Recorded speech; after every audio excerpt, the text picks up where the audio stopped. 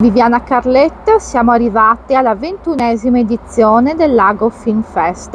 Il pubblico che cosa si deve aspettare e per voi volontari dello staff che cosa si prova insomma a tagliare il traguardo di 21 anni?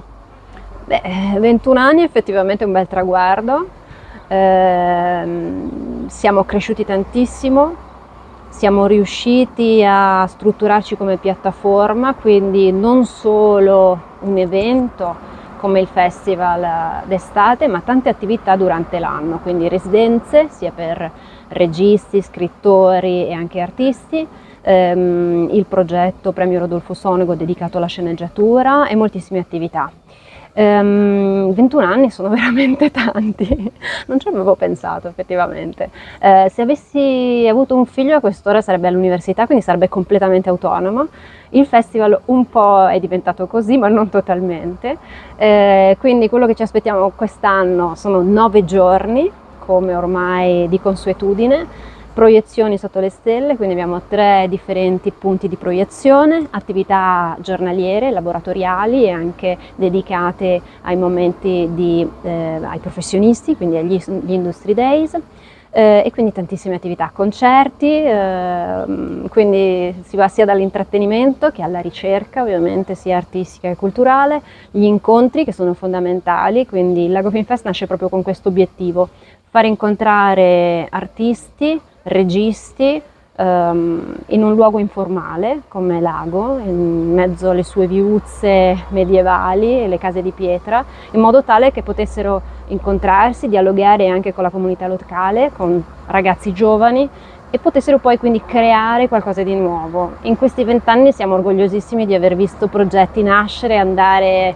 oltreoceano e svilupparsi, tantissime professionalità, quindi anche ragazzi che da noi hanno potuto provare a fare qualcosa perché hanno trovato un luogo di facilitazione, un luogo dove poter sperimentare e creare nuovi progetti, e quindi vedere ragazzi che ora sono in Canada a lavorare è molto bello.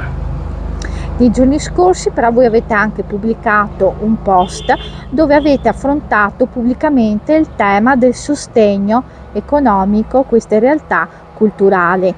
Che cosa intendavate dire con quel post e qual è il problema che volete sottolineare, su cui volete indirizzare l'attenzione pubblica? Questo tipo di progetti non è un progetto di un privato che organizza un evento, ma è un'associazione senza fine di lucro come la Proloco di Riviene Lago, supportata ovviamente anche da altri enti, che cerca di creare qualcosa di più. Come ho citato anche in altre occasioni, citare occasioni di incontro, di confronto e di crescita. Quindi per cercare di creare questo luogo abbiamo bisogno di un sostegno continuativo e che riesca ad essere anche confermato per tempo, ovviamente, perché lavorare ad una programmazione, ad una strategia, ha bisogno ovviamente di anni di lavoro e quindi sapere per tempo ovviamente che tipo di contributi ci sono.